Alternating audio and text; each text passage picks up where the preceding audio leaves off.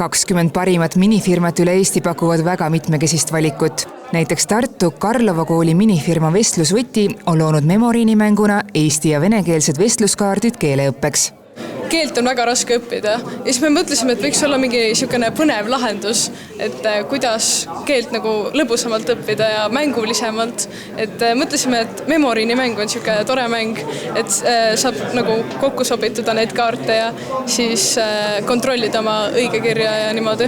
Meil tuli läks vene keele töö ja siis ei tulnud meelde ja siis meil tuli tänu sellele mängule tuli meelde, mis sõnas oli.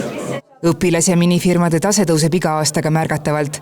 Lapsed toovad turule järjest kvaliteetsemaid ideid ning on ettevõtlusmaailmas üha tõsisemad tegijad. Täna tegutseb Eestis juba üle 600 õpilasfirma, sealhulgas 107 minifirmat.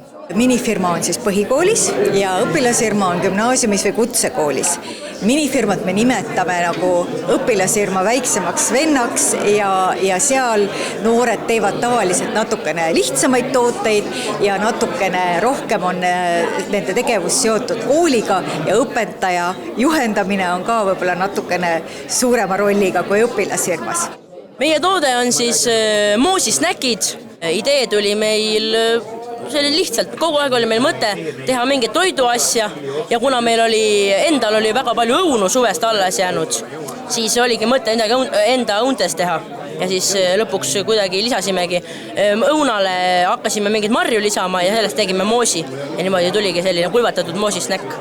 Vastseliina gümnaasiumi poisid pakkusid aga 3D prinditud uksesilte ja võtmehoidjaid. Need on unikaalsed, neid nagu ise turul ei leida. See on eriline. Miks ma peaksin selle endale ostma? Sest siis on igal toal oma lõbus nimetus ja siis on kõigil lõbus. Millist silti siiamaani kõige rohkem on tahetud? No enamasti on ikkagi oma tuba, oma luba. No neile on see tegelikult ääretult suur õpikogemus, et kui nad oma minifirma kokku panevad, see toimub tavaliselt siis sügisel, septembris, oktoobris, et tegelikult nad mõtlevad välja siis mingile probleemile lahenduse, eks ole, teevad selle toote valmis ja hakkavad seda müüma, turundama.